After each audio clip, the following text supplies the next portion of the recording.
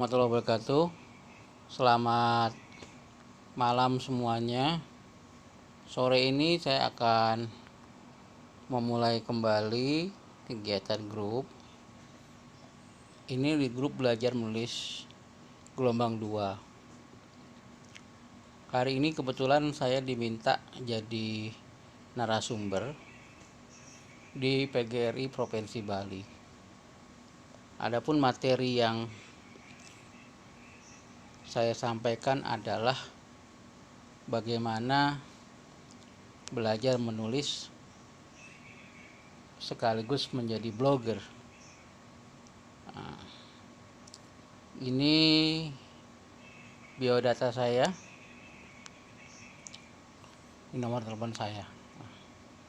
Jadi tadi sekitar jam 12 sampai jam 2 ya, waktu Indonesia Barat, saya diminta menyampaikan materi ini.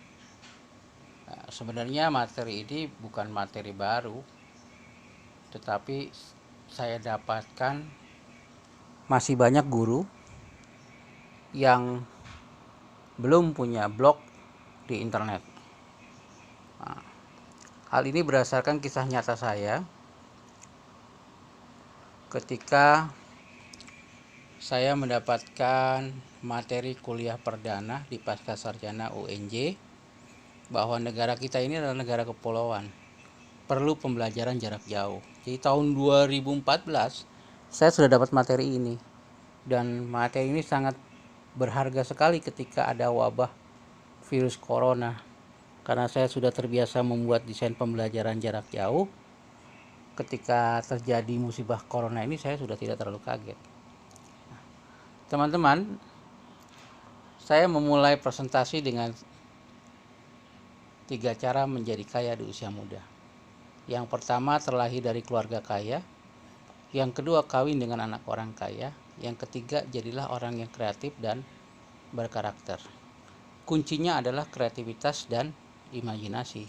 Jadi kalau Anda mampu mengembangkan ini, kreativitas dan imajinasi, insya Allah Anda akan berhasil kaya di usia muda, menjadi guru kaya, kaya karya, dan kaya harta.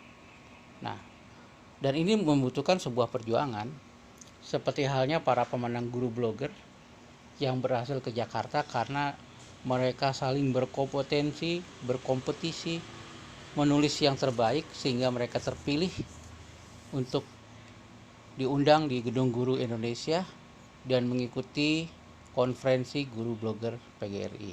Keren.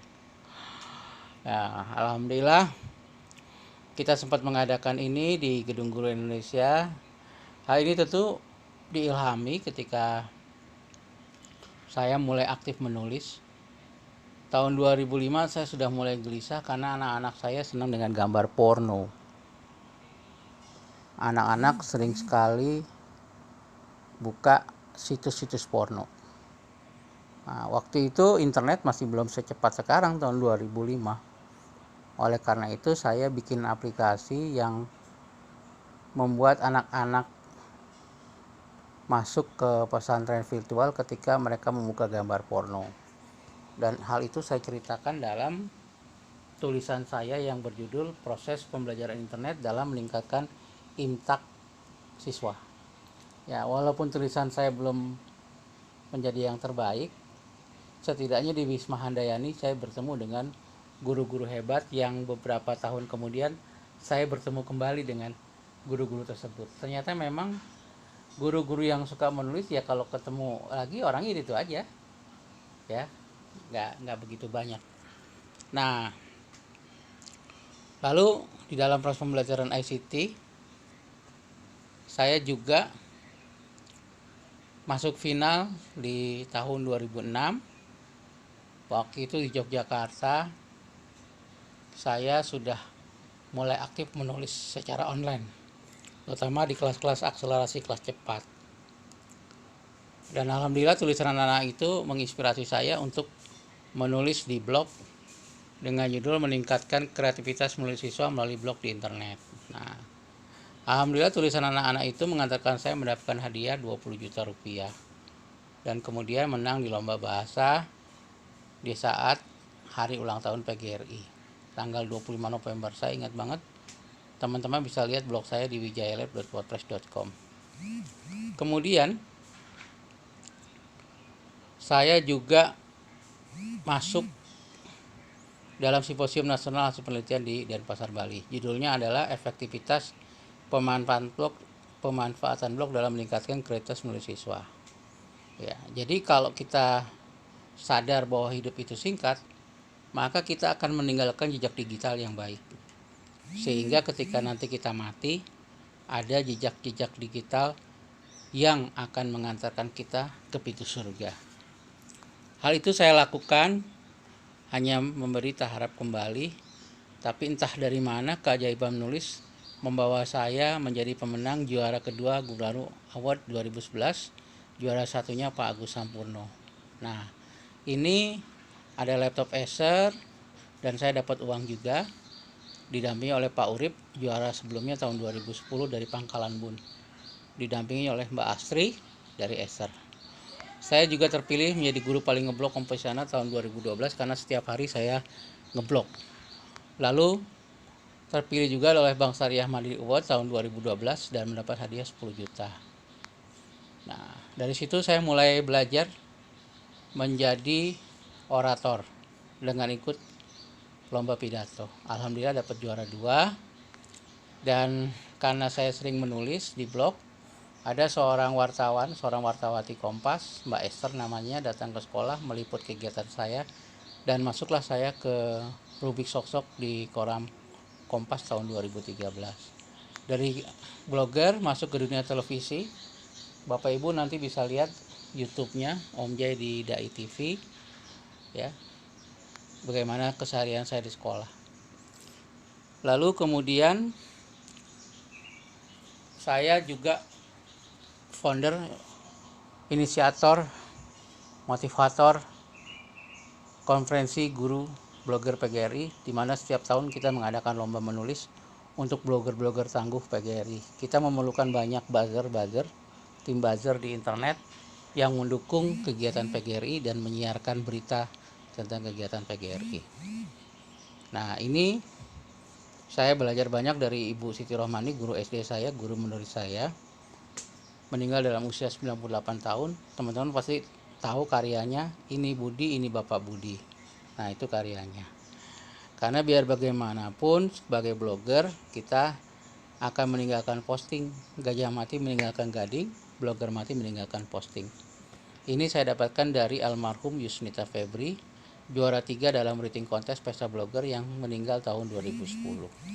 Walaupun sudah 10 tahun yang lalu beliau meninggal, tapi blognya tetap ramai. Nah, ada beberapa hal yang ingin saya sampaikan pada teman-teman, bahwa ada 5K yang akan mempengaruhi kita di dunia. Bukan hanya virus corona, tapi kita memerlukan yang namanya konten kreatif. Konten kreatif ini kita perlukan agar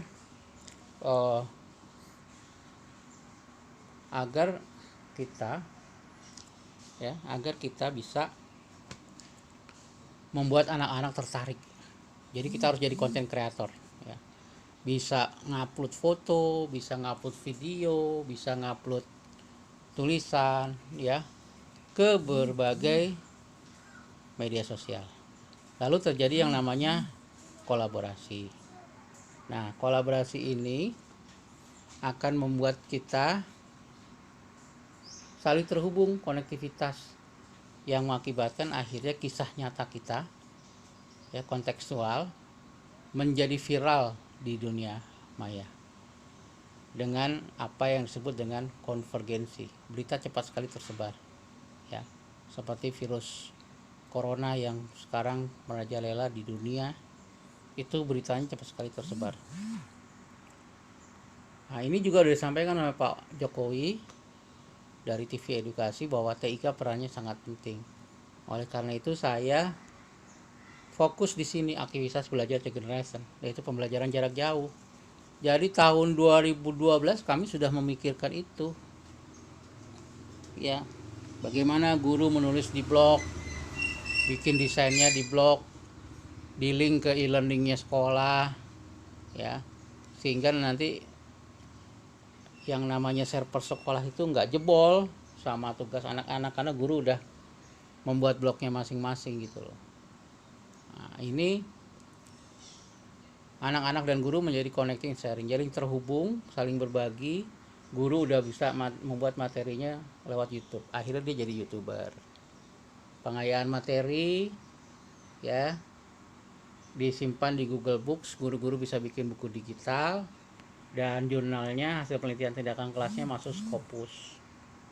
Lalu kemudian Facebook ya, Twitter ini juga menjadi tempat kita diskusi. Kalau sekarang diskusinya di WA paling banyak nih kalau guru-guru, atau di Line atau di Instagram.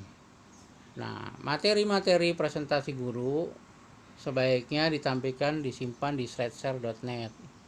Teman-teman bisa belajar bagaimana cara membuat presentasi yang baik di presentasi.net. Ya, kemudian disimpan di Zip file atau di Google Drive sekarang. Simpan filenya supaya Bapak Ibu bisa dibuka di mana saja, kapan saja membutuhkan. Nah, ini sebenarnya pembelajaran jarak jauh udah ada, cuman sekarang aplikasinya jauh lebih keren. Ada nggak hanya blog kan, aplikasinya tuh ada Webex, ada Zoom, ada Hangout, ada Microsoft Teams, ya, ada Talkfusum, Live Meeting, dan sebagainya. Banyak. Nah, pendapat siswa tentang TIK pada saat itu, mereka sangat menyayangkan TIK dihapus sehingga banyak anak-anak yang kurang mampu, kurang beruntung tidak bisa belajar TIK di sekolah. Karena di rumahnya mereka nggak punya komputer, nggak punya internet, hanya ada di sekolah. Nah, ini yang sangat kita sayangkan. Padahal ujiannya sudah UNBK, gitu loh.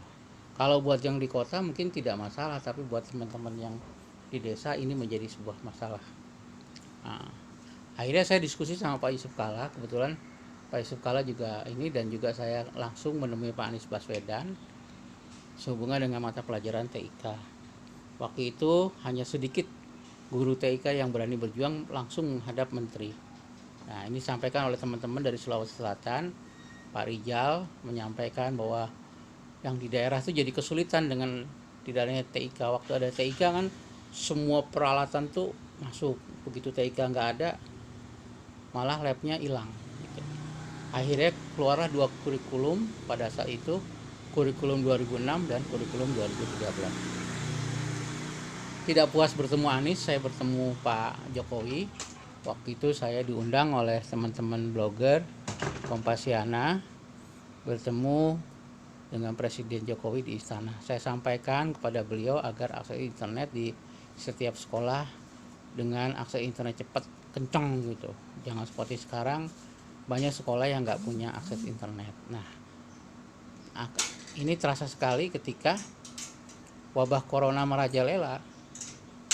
Banyak sekolah yang nggak punya akses internet, dan banyak siswa dan guru juga tidak punya fasilitas untuk berkomunikasi lewat internet.